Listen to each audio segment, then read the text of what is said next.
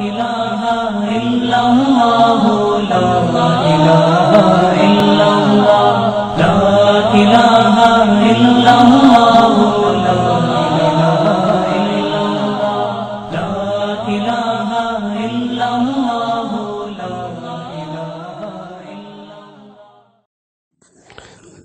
الحمد لله وكفى والصلاة والسلام على عباده الذين اصطفى أما بعد اللهم صل على سيدنا محمد وعلى آل سيدنا محمد وبارك وسلم.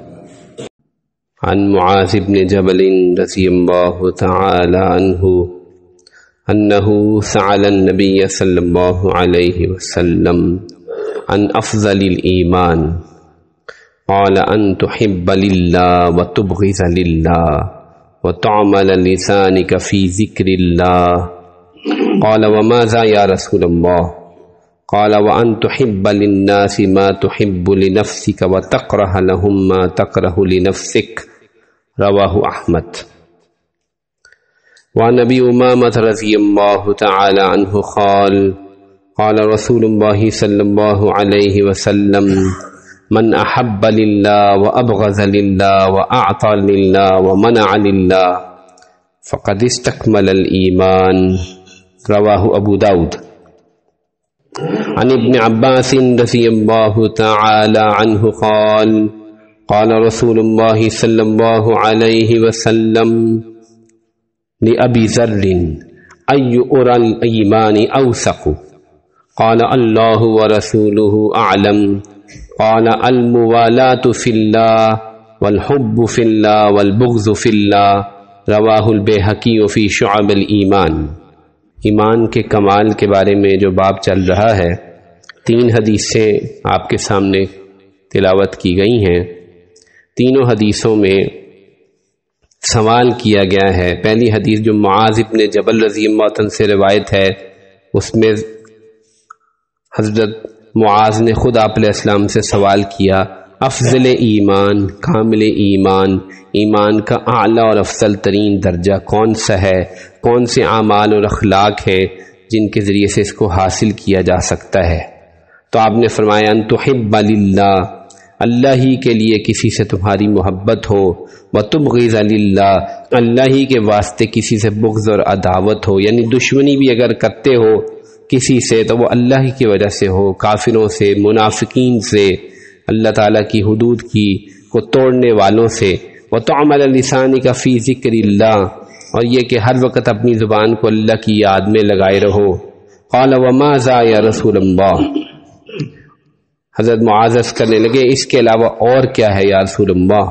فرمایا وَإِن تُحِبَّ لِلنَّاسِ مَا تُحِبُّ لِنَفْسِكَ، کہ تم اپنی لوگوں کے لیے وہی چیز پسند کرو جو اپنے نفس کے لیے پسند کرتے ہو. وَتَكْرَهَ لَهُمْ مَا تَكْرَهُ لِنَفْسِكَ، اور لوگوں کے لیے ان چیزوں کو ناپسند کرو جن چیزوں کو اپنے لیے ناپسند کرتے ہو. اس حدیث میں 3 چیزوں کا تذکرہ فرمایا. پہلی چیز محبت سے متعلق ہے. پیچھے 4 روایات گزر چکی ہیں جس میں اللہ اور اس کے رسول کی محبت کو ایمان کے کمال کی اصل علت اور وجہ قرار دی گئی کہ جس کے اندر اللہ اور اس کے رسول کی محبت سب چیزوں سے زیادہ ہو جائے گی، وہ اس کا ایمان کامل ہو جائے گا. یہاں اس کی دوسری فرع یا اس کی دوسری ڈائمنشن بیان کی جا رہی ہے کہ وہ شخص اللہ کی محبت میں ایسا غرق ہو چکا ہے کہ اب وہ کسی انسان سے، کسی مخلوق سے محبت نہیں کرتا یا دشمنی نہیں کرتا، مگر اس میں بھی اللہ کی رضا اور اللہ ہی اس سے مطلوب ہوتے ہیں. دوسری چیز بتائی کہ زبان اس شخص کی ہر وقت یاد الہی میں رہتی ہے. اور تیسری چیز بتائی کہ وہ بندوں کے ساتھ، اللہ کے بندوں کے ساتھ خیر خواہی کے اس مقام پہ پہنچ جاتا ہے کہ اپنے نفس کے لیے جو چیز پسند کرتا ہے وہی دوسروں کے لیے پسند کرتا ہے، اپنے نفس کے لیے جس چیز کو ناپسند کرتا ہے دوسروں کے لیے بھی ناپسند کرتا ہے. یہاں پہ ایک سوال پیدا ہوتا ہے جو کہ بڑی کتابوں میں مسلم وغیرہ کی شرح میں ہے کہ ایک آدمی نے ایک چیز خریدی. میں کہتا ہوں مثلا ایک آدمی نے گاڑی خریدی، اب اس کی اپنی گاڑی جو ہے اس کو سب سے زیادہ محبوب ہوگی، یہ تو نہیں پسند کرے گا کہ یہی گاڑی کسی کو مل جائے. تو مقصد یہ ہے کہ جیسے وہ اپنے لیے ایک سواری کو پسند کرتا ہے کہ مجھے ایک اچھی گاڑی اور سواری مل گئی ہے، اس طرح وہ اپنے بھائیوں کے لیے اس بات کی تمنا رکھتا ہو کہ ان کو بھی سواری مل جائے، یہ بھی سوار ہو، یہ بھی راحت والی زندگی گزارے. یا کسی بیماری یا تکلیف کو جیسے اپنے لیے ناپسند کرتا ہے، وہ اپنے نفس کے لیے تو تکلیف آدمی کو سب سے زیادہ بری لگتی ہے. کسی کا لیول کسی دوسرے کی تکلیف پہ آدمی کے نفس کو وہ تکلیف نہیں ہو سکتی، لیکن مقصد یہ ہے کہ جیسے وہ اپنے نفس کے لیے ایک چیز کو برا خیال کرتا ہے کہ مجھ پہ تکلیف نہ آئے، پریشانی نہ آئے، ایسے وہ دوسرے انسانوں کے لیے بھی، دوسرے مسلمان بھائیوں کے لیے یہی پسند کرتا ہے کہ ان کو تکلیف نہ آئے. وہ کسی کو مصیبت میں دیکھ کے خوش نہیں ہوتا، بلکہ تمنا کرتا ہے، دعا کرتا ہے کہ ان سے مصیبتیں زائل ہو جائیں. دوسری حدیث بھی بعینی ہی اسی معنی میں ہے. ابو امامہ رضی اللہ عنہ سے ابو داؤد شریف میں روایت کی گئی، من احب للہ و ابغض للہ و اعطى للہ و منع للہ. یہاں پہ دو افعال کا ذکر کیا گیا، فرمایا جس کی محبت اللہ کے لیے، جس کی دشمنی اللہ کے لیے، اور جس کا عطا کرنا اللہ کے لیے، کسی کو دیتا ہے تو اللہ کی رضا کے لیے، وہ منع للہ، اور کسی کو نہیں دیتا، روک دیتا ہے کسی چیز سے تو وہ بھی اللہ کے لیے.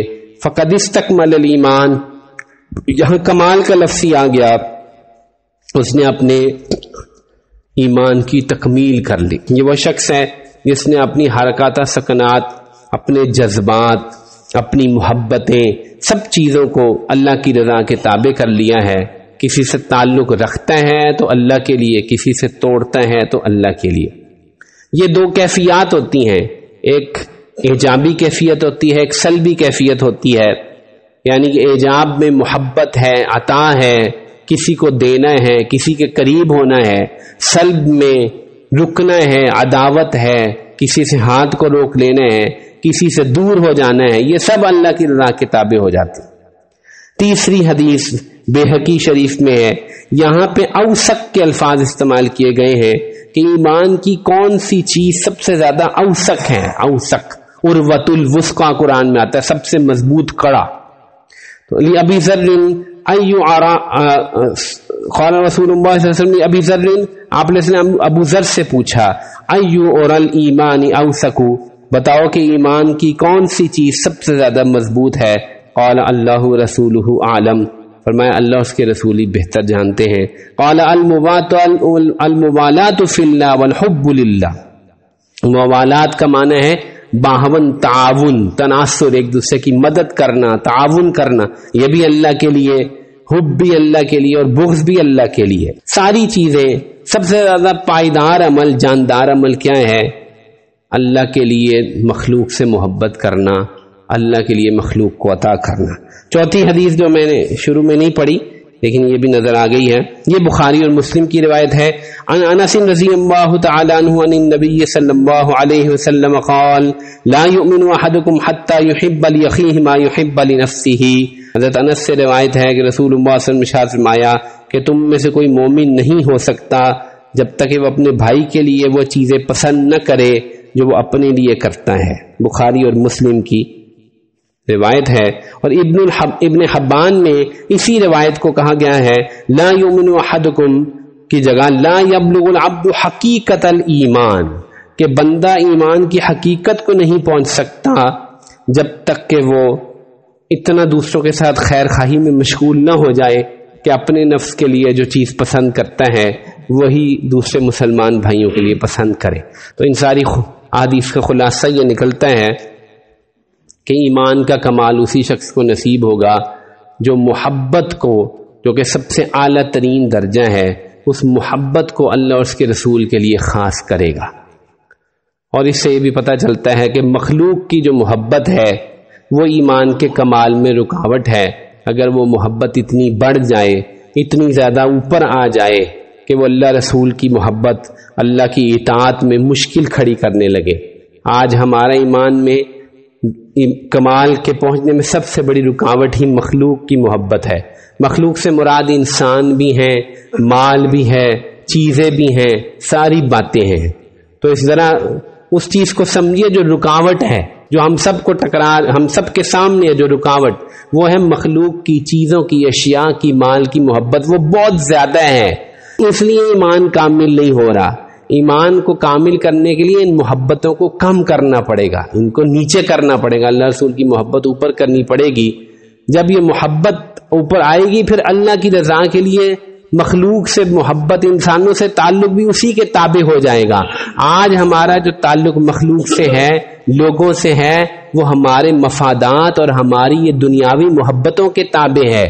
ہم کتنے لوگوں سے بات نہیں کرتے، کتنوں سے تعلق توڑ دیتے، تو اس کی وجہ دنیاوی مفادات ہوتی ہیں، دنیاوی چیزیں ہوتی ہیں۔ اس نے مجھے نہیں دیا تھا فلاں موقع پر، میں بھی اسے نہیں دوں گا۔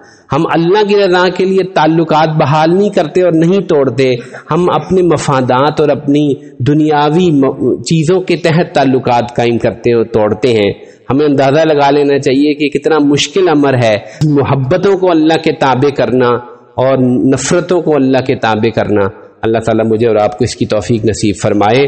وآخر دعوانا الحمد للہ رب العالمین۔